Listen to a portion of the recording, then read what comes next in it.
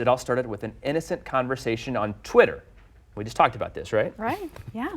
And this one was between Minsky's Pizza and Joe's Kansas City BBQ. We're taking a look at that right now.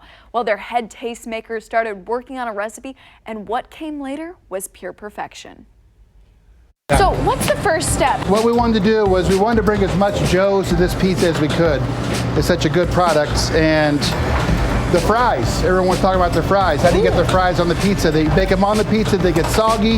Yeah. So then, well, I think one of the Joe's guys said, how about we incorporate it on the crust?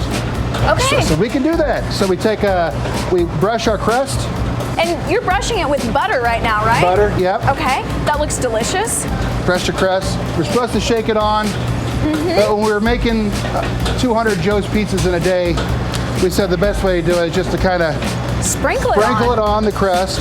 That's the best way because we're getting all the seasoning locked all in the way right there. Yep. This is pulled pork, brisket, and burnt-ends. Joe's made it up just for us. We used to come in here in the restaurant smelling like pepperonis.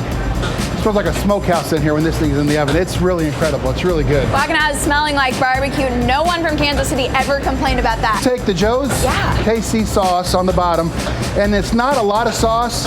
It's 3 ounces. We usually weigh it out, but we're just going to put it on here for you guys. And then we do 11.5 ounces of our mozzarella.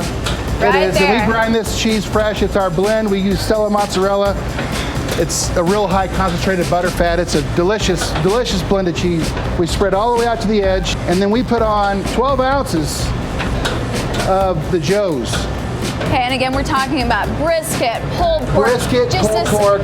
Amazing blend that's really going to give you that smokehouse taste. Right. The kicker, though, is the end of it when it comes out with the Joe's Schwartz pickles. It's so good. And then we sauce it again on top. Okay. Does this one go everywhere? No, just in like in between the nooks and crannies. Okay. I asked him about putting barbecue sauce all over, and he was like, nope, it'd be a little too much. They know exactly where to put it, though. There you go. Okay. And this is it going in the oven. TV magic, here it is. And this truly does smell like barbecue, and I can't wait to try it. It does, and you can look at it. I mean, just the chunks of the pork and the burnt ends, the brisket is just, it's a phenomenal product. Mike, a little less talk and a little more cut. Yes, ma'am, here we go, here we go. Okay. 10 slices. And they also serve it up with these pickles because... Schwartz's pickles, they're half dills. Woo. They're really good, they're delicious with it. You told me that the pickle with the barbecue, that's the way Kansas with the barbecue, City does it. that's Kansas City pizza. Okay. You want to try a bite? Yeah. Well, I can see that they were actually the first ones to do this barbecue pizza because it is simply amazing. Well, if you missed breakfast this morning, you were certainly hungry now, and if you haven't tried it, you really should. The way it's cooked, the barbecue sauce really spread out all over the pizza. It's hard to resist. Now, next we make a pizza that can feed 2 families. And did they say they put the fry seasoning on the crust?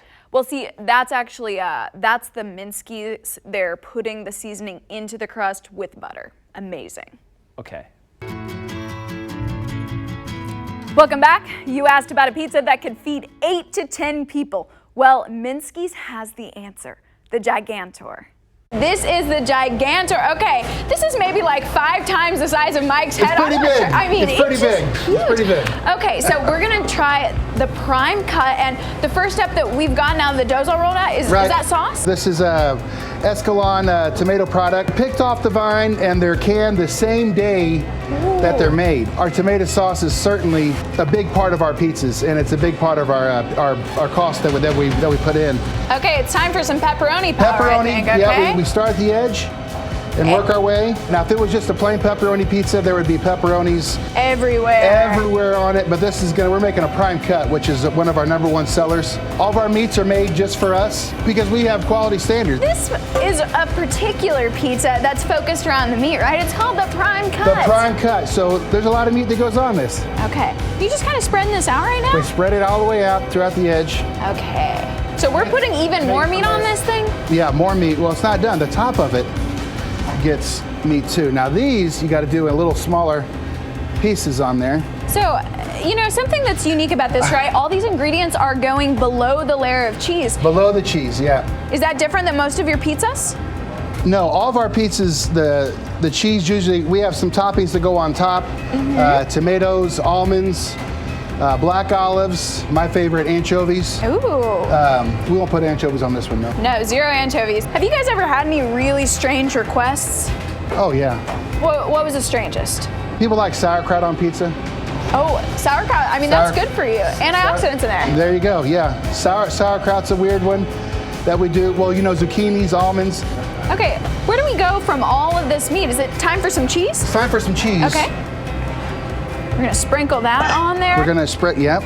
And this just gets oh my goodness. broke off on half. We kind of par cook this. You just made my day with like 10 pieces of bacon on this pizza. I get here in the mornings and they're cooking bacon. They probably cook anywhere from 20 to 40 pounds of bacon a day. Oh, wow. So they're cooking the bacon, they cook the breadsticks. This place, it's tough to go on a diet.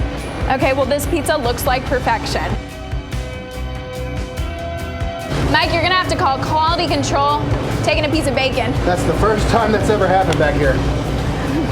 Okay, well, he just made his first square. And, you know, I don't mind if I do. It's around lunchtime, so why not? I think I just got a bite of all that sausage, and man, I cannot wait to keep trying this. Well, all the toppings below the cheese except the bacon on the top, and man, it was good. Mike also said that they put cream cheese on their pizzas, but pizza isn't the only thing they do. Coming up, we'll show you how Kansas City gets a taste of Philly. If you have been craving a killer Philly cheesesteak sandwich, and honestly, who hasn't? Yep. We've got one for you. Well, you might be surprised where to find this one and what one of its secret ingredients is. All right. So we got some onions and mushrooms, first of all. We're gonna add a little bit of oil to these. Okay. It's a pretty simple sandwich, but it's a few key, the steak and the cheeses and a great bun is the key ingredient. You know, what are some of the secrets behind actually making this so it's so flavorful? You gotta get the right steak. And then on top of that, everybody knows the bread makes a great sandwich. And we get our Amoroso rolls from Philadelphia. So we're gonna start just kind of chopping a little bit of this up. Gonna get it nice and sauteed. He told me it's basically like a little music factory over here while all this banging going on. Yeah. You know, why do you think so many people, you know, maybe come to you guys thinking about pizza, but hey, they get a great sandwich here too? In Kansas City, we're known for the best barbecue in the world, and we're also known for the best pizza. But cheesesteaks were kind of hard to find. So when I came aboard with Minsky's, my goal was to really get us on the map for the best cheesesteak in Kansas City as well. This meat sizzling does smell so good, so if that's any indication. So a lot of chopping, and as these onions and mushrooms start getting done a little bit, we're gonna mix some of those in there. Mixed up, not too much, not too little, just the right amount there. Ooh, we're gonna add in some cheese, and you've got a couple different options. For those of you that have been to Philadelphia before or seen on TV the famous cheesesteak places there, they're really well known for putting Cheese Whiz on the cheesesteak, which a lot of people hear that off the bat and they're like, Cheese Whiz, it sounds, you know, kind of gross, but until you try it on a cheesesteak, you have no idea what you're missing. And our other option is white American cheese, which when it melts, it almost creates like a creamy sauce on the cheesesteak. So we're gonna do a foot-long cheesesteak today, and we're gonna do half and half. Half with white American, and we're gonna do the other half with Cheese Whiz. So you can give it a taste test yourself and see what you think.